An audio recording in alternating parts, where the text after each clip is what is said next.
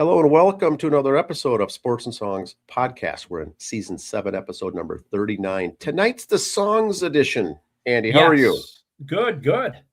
Well, it's August 20th, 2026. We got a new album. We've not done an album review on this group. The band name is Greta Van Fleet. Andy, have you heard of them? I've heard the name, and to tell you the truth, until this week, I'd never heard a lick of their music on purpose. I probably heard it in the background, didn't know it was them. So I have not heard of these guys. I'd heard the name. I listened to it today, and I'll give you my 2 cents after your review. Yeah, so I'll do a shout out to Rick on the baseball squad on my team. Says, I like listening to your music reviews, your album reviews. He said, give these guys a shot. Me and my sons listen to them. The band's called Greta Van Fleet. They're from Michigan, Detroit. And I said, Andy and I, we listen to old stuff that's been around. We really don't review anything current. I admit, I really don't listen to anything current. I don't listen to current rock and roll. I don't even know what's out there. Right. I listen to these guys, and I like this group because it's fresh. It sounds like old Zeppelin stuff. It's got a 70s kind of bluesy British Zeppelin kind of feel to it, right? And then I listen to the singer, of course.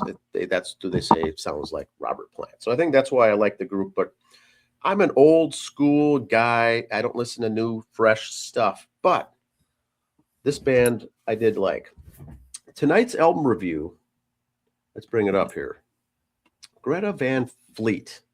What's your thought on the name? It took me a while to get used to the name. I'm not really a big fan. Yeah, I wasn't sure. I didn't research what the name meant, where they got it from, if it was a relative's name or how they came up with the name. I don't know. So this album is Anthem of the Peaceful Army. It's a debut studio album by American rock band Greta Van Fleet. The album was released in 2018. So here I go talking about current music, and it's 2026. This one is coming up on 8 years old, but this still is what I call current music. We're doing a lot of stuff, Andy, 70s, 80s, 90s, a handful of 2000s, but really not much fresh stuff, especially from a fresh band like this, a new band that's in the rock genre. I'm not a guy that tracks anything really new. I'm not out there on Spotify getting the new songs. I love the old rock. The first 2 EP releases was called Black Smoke Rising and From the Fires.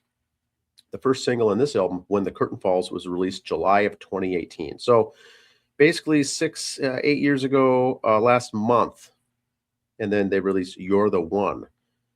When the album was released. The album was a top-selling album in its debut week in the U.S., selling 87,000 copies.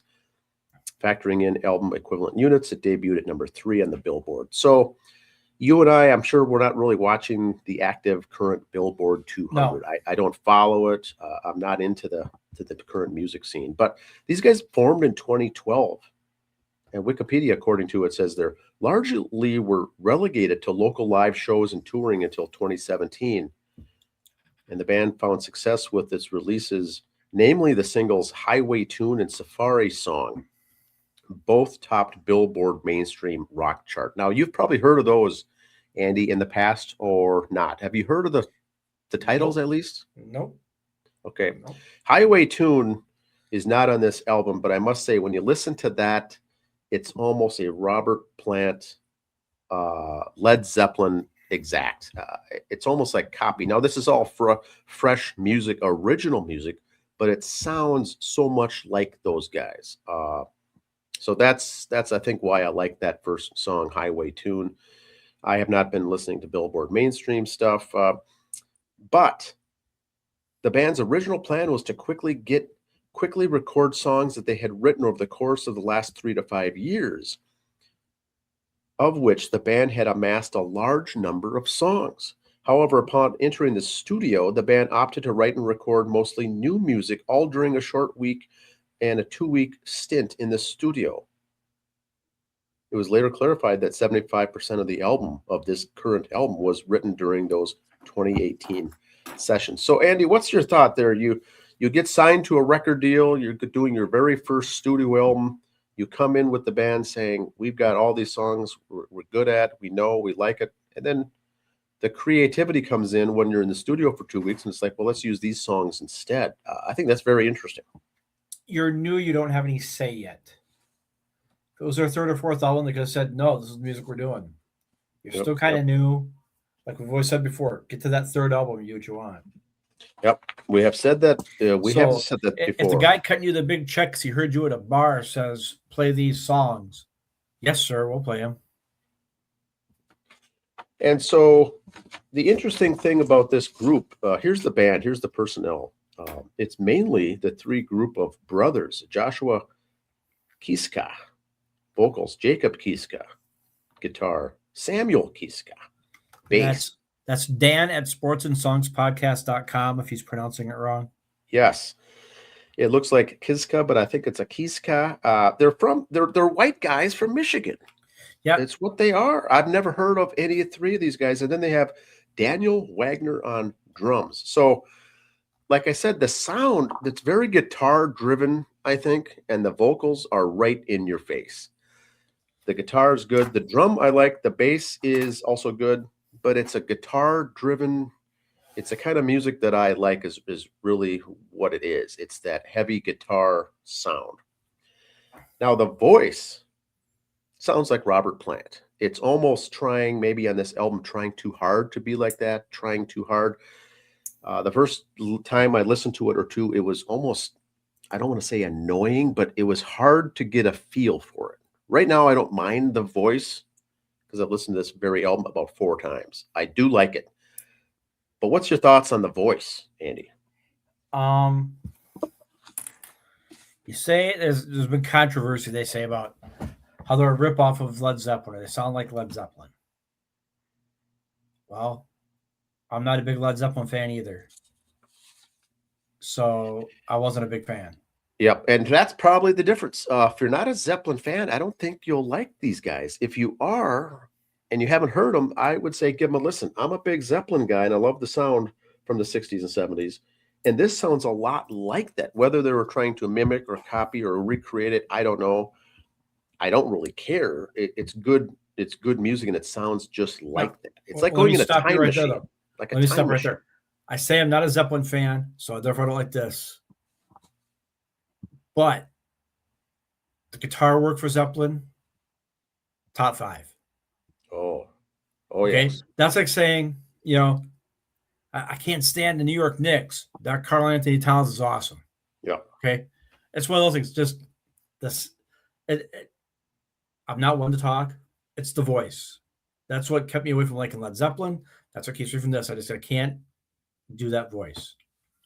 Yeah, and I suppose if you were to listen, Andy, to the album with the voice removed and get just the music from this, you'd probably like it. Yep. I could see the lead singer turning off fans.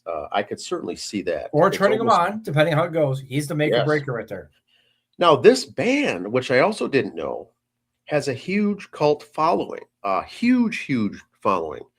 And I didn't know that piece either. You and I are in our mid 50s as white American dudes listening. We're not going to follow this kind of stuff, but among the younger crowd, this is has a huge following, this band, which I was unaware of as well. Very interesting to see that that underground all take off. I'm sure with young kids think they're a bunch of happening dudes. These kids nowadays, but they got a big following. Their genre is hard rock and blues rock. And I think also that's why I think that I like it. They recorded this, Andy, they recorded this in Nashville, Tennessee at a studio called Blackbird Studios 8 years ago.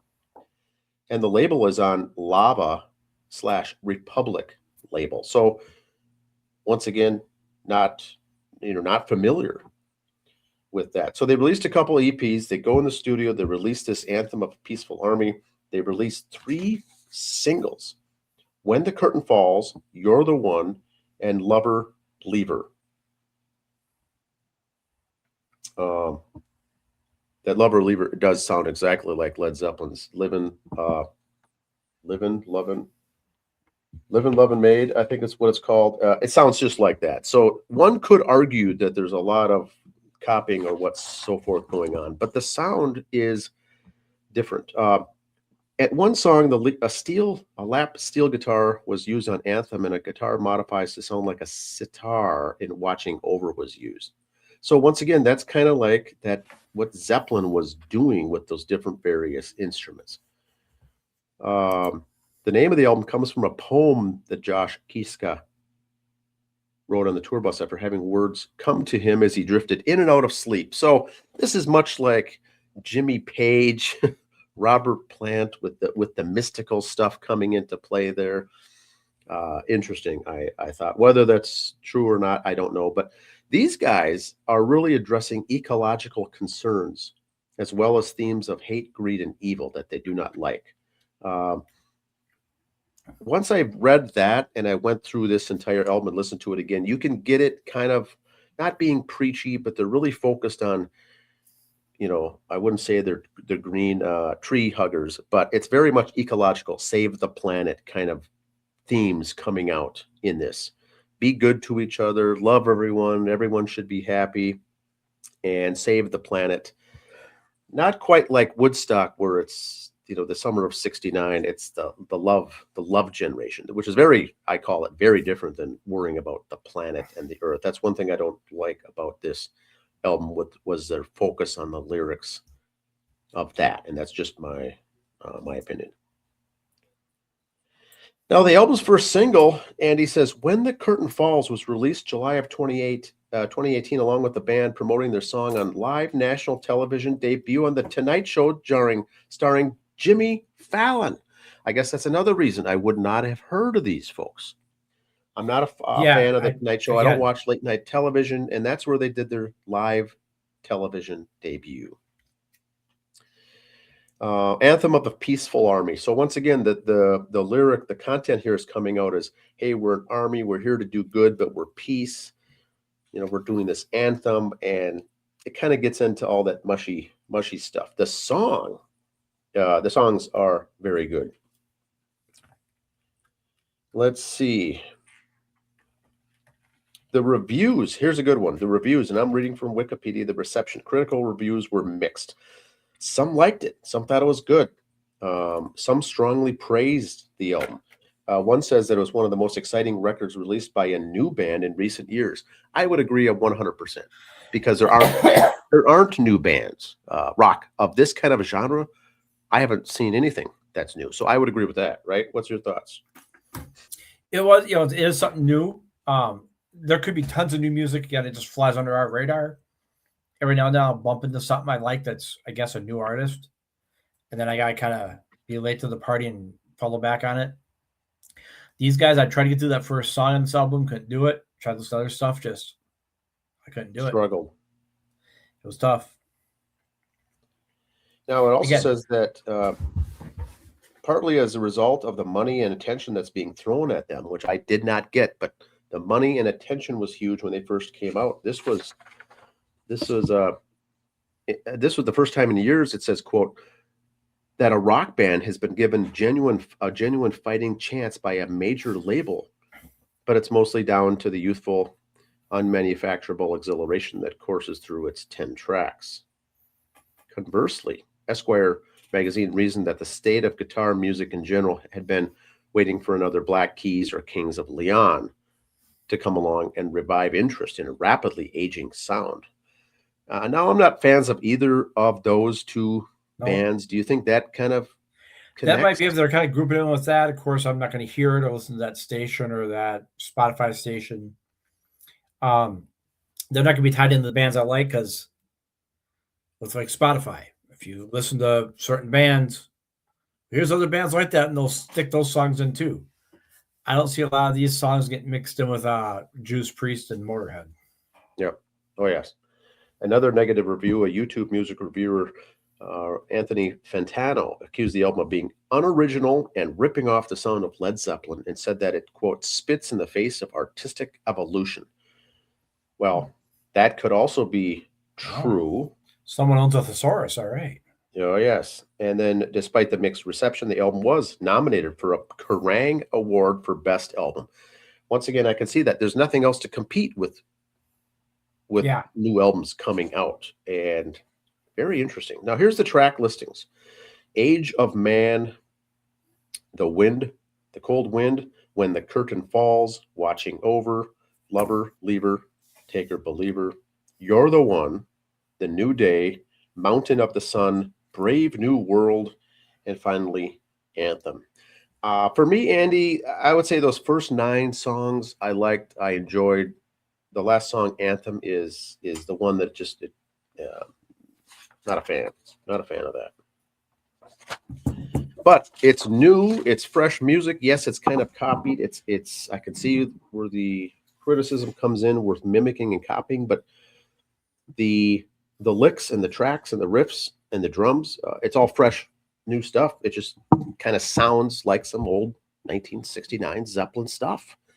So I would call myself a fan of this. Now, their band as a band, Andy, what I've read is that this album, when it first came out, it may have been done this way on purpose to get their foot in the door, because artistically, albums 2, 3, and 4 have gone on to become more of their own deal. This may have been to get their foot in the door, to get fans, to attract fans, and then they become getting more creative on their own. As, like you said, once you get into albums 3 and 4, you can have your own creativity. But I've listened to some of the other songs on the other albums. I do like them, but I would say this is a great opening debut album by a fresh new band. Now, it was released in 2018. It's 45 minutes and 53 seconds long. Maybe a little long, but these are all 4 or 5 minute songs. There's a couple that are 6. I do think that a couple of them do drag on when it could have ended. But I like that there's no instrumentals, there's no love ballads, there's no slow songs, there's no. They roll pretty good, I think, as far as listening to it. It's a good press play, let her roll. Any other concept questions? How about the album cover, Andy? Album cover is kind of cool. It looked kind of like if it was a book cover in a way. It's like, oh, there's a story here. Let's listen. Let's watch this. Yep. If it was, okay, I'm going to date myself. If it was back in the day, and I saw just the album cover, I didn't have internet to read the reviews. We're sitting 1983 here, okay? And I grabbed this album cover, and I did this more than once.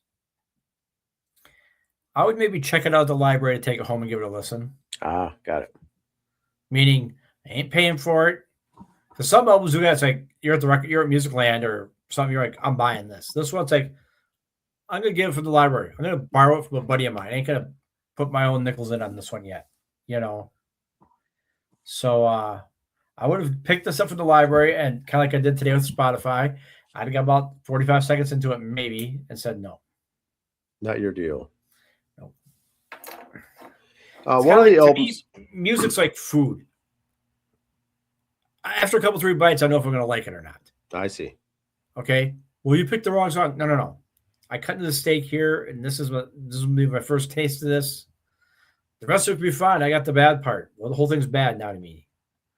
Maybe show me a different album at a different time right now. Thumbs down. If I was Siskel and Ebert, it's a thumbs down. Got it. Makes sense. Now, additional songs were written during the stay. They stayed at a cabin deep in the woods of Chattanooga, Tennessee. According to Jake Kishka, he would stay up late at night editing and mixing, and could very clearly, quote, very clearly hear footsteps behind him that only stopped when he commanded them to. Danny Wagner, drummer, also reported hearing the laugh of a little girl while alone in the cabin. So they have these paranormal stuff. This is where you don't smoke weed out in the woods, people. Deep in the woods in Chattanooga, I could only imagine what was going on and the stuff going on there. But Puff Pass is what was going on. Jake said these incidences ended up influencing some of the tracks. In an interview with Rolling Stone, Josh says if there was a haunted effing cabin, this would be the one. It was quite an experience. We set up drums in this big room in front of a fireplace. We wanted to get out into more of a wilderness setting because that's where these things become clear. He said, quote, Jake would get all nice and drunk and talk to the spirits. I, on the other hand, would step out on the balcony and look down and he'd just be drunk talking off into space like nothing existed. There you go. So these guys had some fun. They had some fun out there. They were kind of a Zeppelin-ish with the stories, kind of a Jimmy Page. I can kind of see with all this kind of like spiritualism kind of guys. I think it's a good album cover is good. The logo there in the front is good. I would have thought that this back in the day would have looked like a Rush cover or a Journey, maybe this album cover, but recorded Nashville, Tennessee, Andy. Yep. Anything else on these guys? You're obviously like not I going to said, go out and listen to them again, but I'm interested to see what comments we get from this one. Who was the bass player? What was his name? The other brother. Starts with Was it Samuel.